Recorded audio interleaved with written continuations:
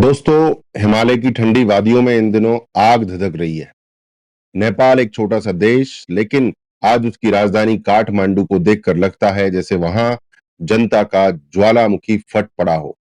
संसद जल चुकी है, सुप्रीम कोर्ट तक को आग लगा दी गई, मंत्रियों को सड़क पर घसीट घसीट कर पीटा गया, प्रधानमंत्री केपी शर्मा ओली का घर जला और आखिरकार उन्हें इस्तीफा देना पड़ा और देश छोड़ना पड़ा। सोचिए जरा, एक दिन में पूरा राजनीतिक सिस्टम हिल गया। प्रधानमंत्री को सेना के हेलीकॉप्टर से भागना पड़ा। अब आप पूछेंगे, इतनी बड़ी आग क्यों भड़की? तो सुनिए, वजह थी सोशल मीडिया बैन। हाँ, आपने सही सुना, सरकार ने इंस्टाग्राम, फेसबुक समेत 26 प्लेटफॉर्म बंद कर दिए। लेकिन नेपाल का जेन जी चुप बैठने वालों में से नहीं था। 43% आबादी 40 साल से नीचे है नेपाल की, यानी वहां की आधी से ज्यादा ताकत, भविष्य की पूरी सीढ़ी अब गुस्से में आ चुकी थी। और जब युवाओं की नसों में गुस्सा दौड़ता है, तब संसद की दीवारें भी राख हो जाती हैं। दोस्तों, जब ओली सरकार ने सोशल मीडिया बैन लगाया, तो उन्हें लगा कि लोग चुपचाप मान जाएंगे, लेकिन हकीकत में हुआ इसका उल्टा। सोमवार को कर्फ्यू लगाया गया, वाटर कैनन और गोलियां चलाई गईं और दुर्भाग्यपूर्ण 19 युवाओं की मौत हो गई। और यहीं से क्रांति का विस्फोट हुआ। सड़क पर उतरे युवाओं ने कहा, अगर हमारी आवाज दबाओगे तो हम चुप नहीं रहेंगे। और उसके बाद संसद जलाई गई, सुप्रीम कोर्ट को आग के हवाले किया गया, वित्त मंत्री को सड़क पर घसीटा गया और जनता ने चप्पलों से पीटा। विदेश मंत्री अर्जू देववा, जो पूर्व प्रधानमंत्री शेर बहादुर देववा की पत्नी है, उन्हें भी भीड़ ने नहीं छोड़ा। सोचिए, सिर्फ सत्ता पक्ष ही नहीं, विपक्ष तक की धज्जियां उड़ गईं।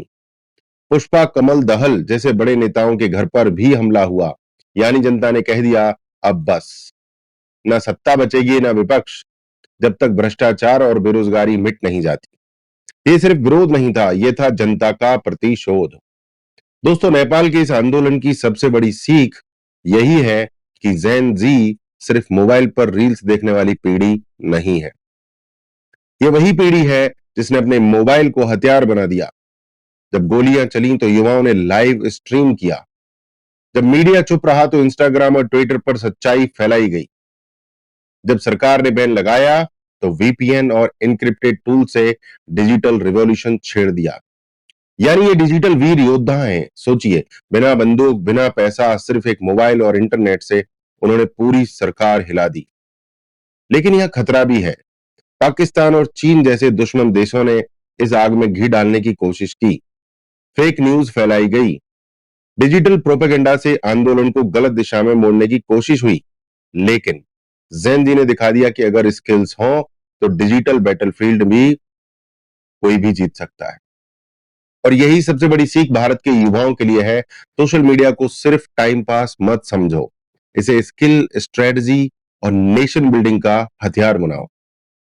दोस्तों, नेपाल की संसद जल गई, सुप्रीम कोर्ट तक राख हो गया, प्रधानमंत्री ओली इस्तीफा देकर भागे। लेकिन असली सवाल यही है, आगे क्या? क्या सिर्फ सरकार गिराना ही क्रांति है, या उसके बाद सही और नैतिक नेतृत्व लाना ज्यादा जरूरी है? यहीं से भारत के युवाओं के लिए सीख शुरू होती है। पहली सीख, नैतिक नेतृत्व विद्रोह करना आसान है, लेकिन उसे सही दिशा देना कठिन है। अगर नेता ईमानदार ना हो तो आंदोलन सिर्फ सत्ता बदल देता है, सिस्टम नहीं। इसलिए हमें भारत में ऐसे लीडर्स चाहिए जो सत्यमेव जयते पर चले। दूसरी सीख, डिजिटल शक्ति। नेपाल का जेनजी दिखा चुका है कि डिजिटल स्किल्स ही असली हथियार हैं। SEO, social media marketing, cyber security, data analytics, ये सब सीखना अब सिर्फ करियर का हिस्सा नहीं, बल्कि देशभक्ति का हिस्सा है।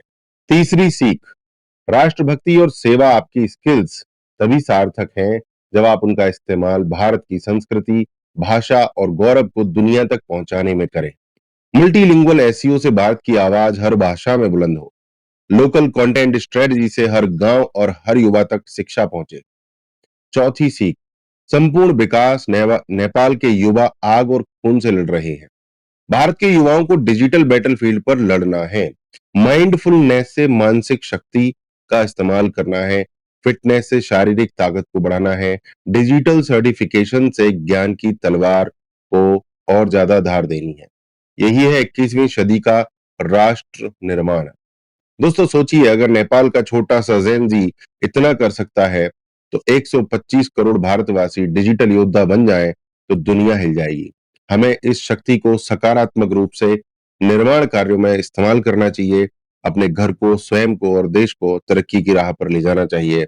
इसी के साथ जय श्री राम, वंदे मातरम, भारत माता की जय।